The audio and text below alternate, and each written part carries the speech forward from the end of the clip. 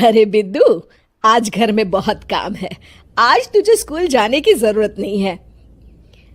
लेकिन दादी, आज तो स्कूल में मेरा टेस्ट है।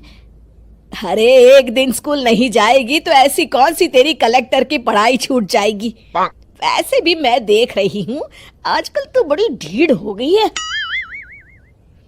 अपनी दादी की बातें सुनकर बिंदु नाराज हो जाती है।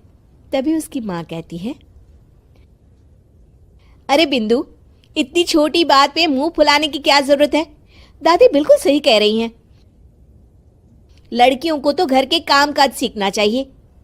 अरे बहू, रमेश के लाड़ प्यार ने इसे बिगाड़ रखा है। कम से कम तू तो मेरी बात समझती है। अच्छा, मेरी पूजा का समय हो गया है, मैं पूजा करने जा रही हूँ। इतना कहकर रमेश की माँ वहां से चली जाती है। इस तरह बिंदु की दादी और माँ दोनों अक्सर उसे घर के कामों में ही उलझा कर रखते थे। कुछ दिनों के बाद राजू और बिंदु के 10वीं के रिजल्ट्स आते हैं। दोनों बच्चे दादी को अपना अपना रिपोर्ट कार्ड दिखाते हैं।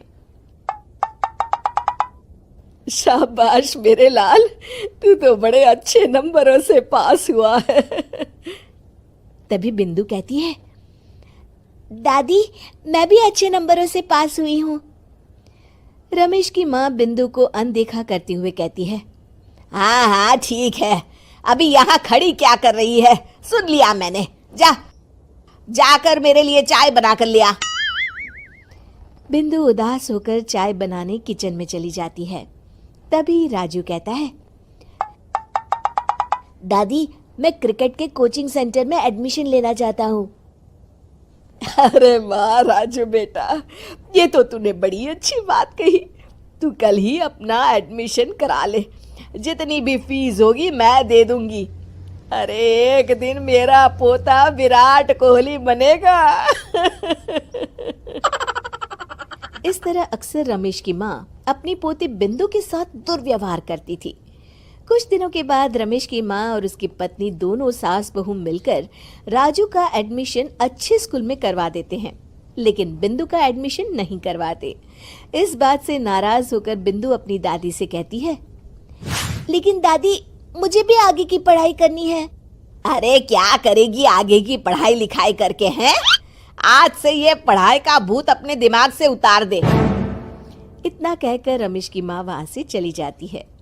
उस दिन के बाद से बिंदु की पढ़ाई हमेशा के लिए छूट जाती है और उसकी दादी उससे घर के सारे काम करवाना शुरू कर देती है। इस तरह उसका सारा दिन घर के कामों में ही बीत जाता था।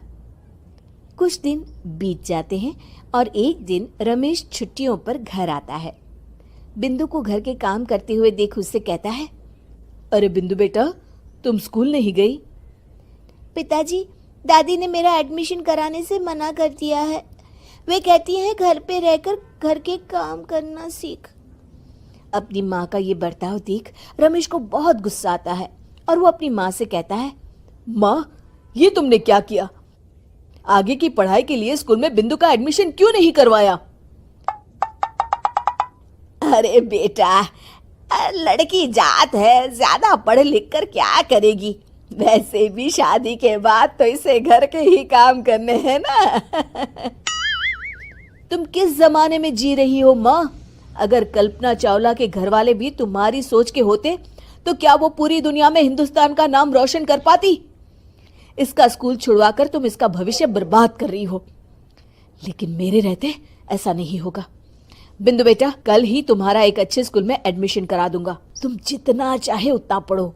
मेरे होते हुए तुम्हें किसी बात की चिंता करने की जरूरत नहीं है। अपने पिता से हौसला पाकर बिंदु खुश हो जाती है और कहती है, जी पापा, मैं खूब मन लगाकर पढ़ाई करूंगी और बड़ी होकर डॉक्टर बनूंगी। ये हुई ना बात, शाबाश मेरी बेटी। शिक्षा, लड़का हो या लड़की, हमें दोनों को आगे बढ़ने का मौका देना